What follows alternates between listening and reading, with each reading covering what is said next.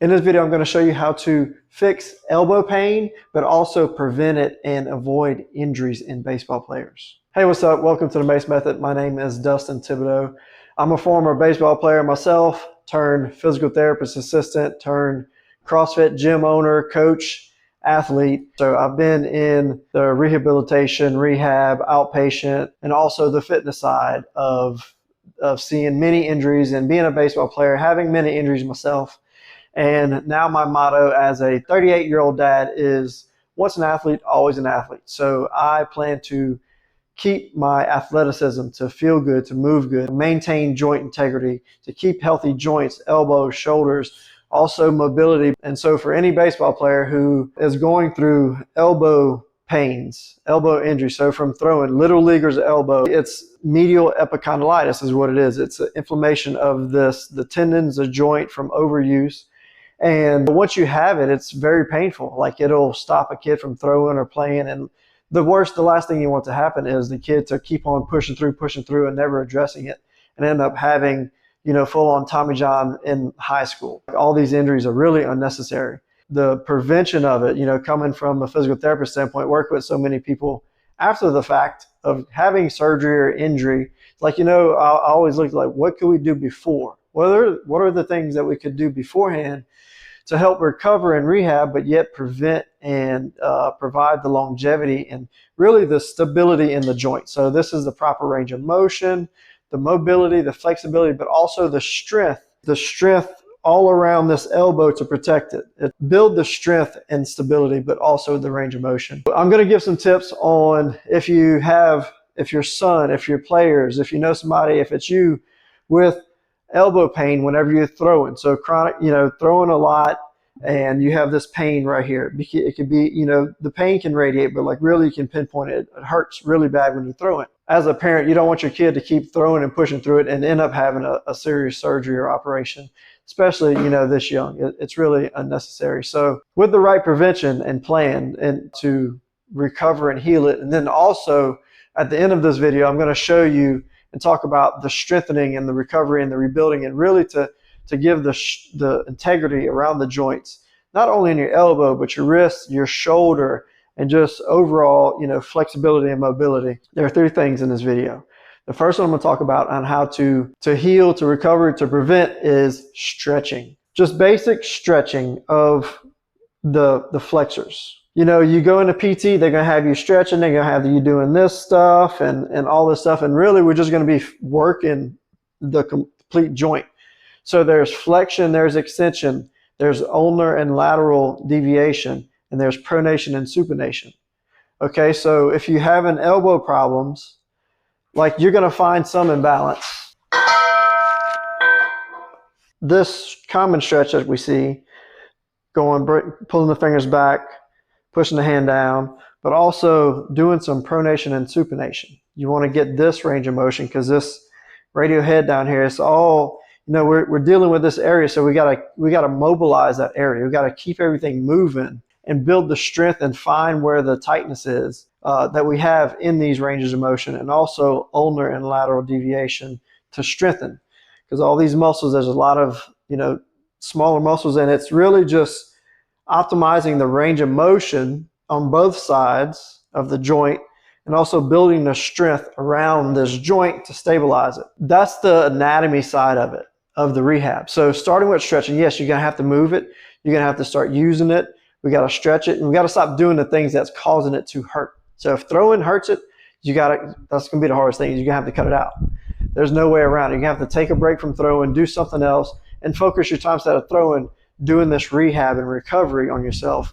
That way you can get back to throwing. And then, most people, after they have Tommy John or some kind of surgery, they come out throwing harder because they spent all those weeks and months before really fine tuning and working, exercising all these little intrinsic muscles in the shoulder girdle, like really spending more time there than on the field, and they come back throwing harder. That's the big part with stretching. So the second point I want to make is, if you're trying to help your kid get rid of this elbow pain, this elbow problem when throwing, is inflammation. Looking at inflammation, we gotta, become highly aware of what the kid is putting into their body or what you're putting into your body. And as in sugary drinks like Powerade and Gatorade, all this stuff is not good, especially if you're trying to get out of inflammation, trying to get a joint from being so inflamed and so painful. It'd be very beneficial to remove the ingredients and foods that you're eating and drinking will cause you to stay in inflammation. And I know this, speaking of this, when I played high school ball, when I played college ball, I was eating McDonald's, I was drinking Red Bulls, I was eating peanut butter and jelly sandwiches in between doubleheaders. And no wonder why I always had a pain and aches and injuries and always having to take a leave and all this stuff for my joints because I was always hurting. Until I realized, like, okay, I had to became aware of the fast food and the junk food that I was eating was causing my joints and body to stay inflamed. The fast food, the candy, the junk food, the sugar, all this stuff is going to keep that elbow inflamed. Until that gets removed, then you can give your chance to really heal and recover. That was the second point. That is the foundation that's getting to the core of the problem. So, all right, so number 3, like I promised, I'm going to show you some ways to use the steel mace to build the strength and get the mobility, range of motion in your elbow to rehab, to recover, and to get back to where you really get a nice solid joint that you're more resilient against. You're going to recover better because this is a recovery tool, but it's also a tool to strengthen the joint as well. So 2 exercises that I do and I would recommend doing, I call it the windmill. So I'm starting with palm up.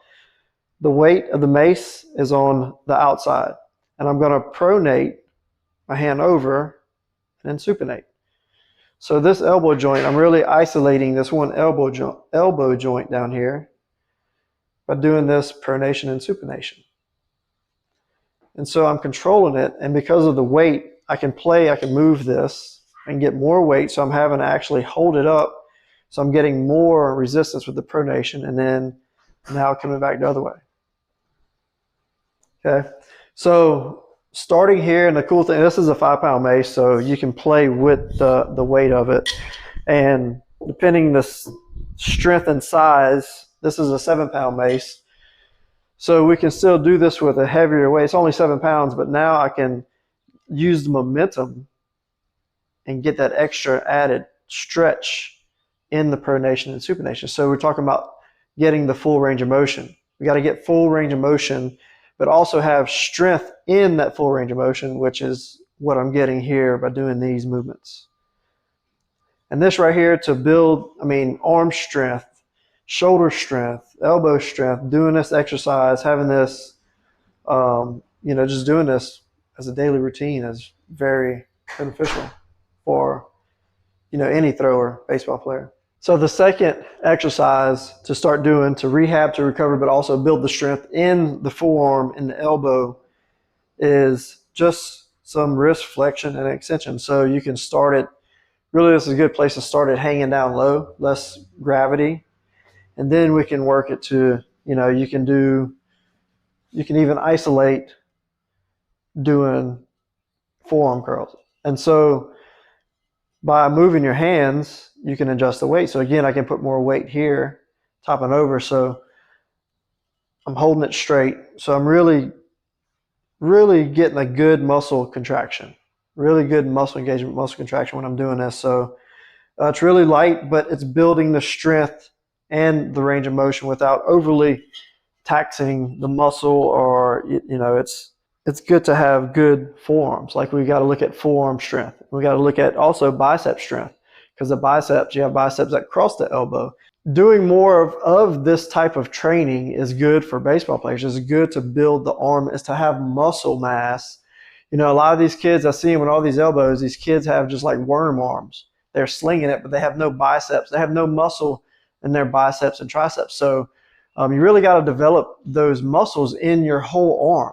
It's really going to be key, because if you have a muscle imbalance, if you're not exercising and building strength in your arm as in season, out of season, you got to be continuing to build strength to be able to protect it, so you won't be as prone to injuries. The last thing you want is to have an injury and not be able to play sport or something from overdoing it or pushing it or not having the proper nutrition or recovery or workout plan program, whatever it is. If you like this video, check out this video here, and I go more into depth talking about the MACE method and the steel mace.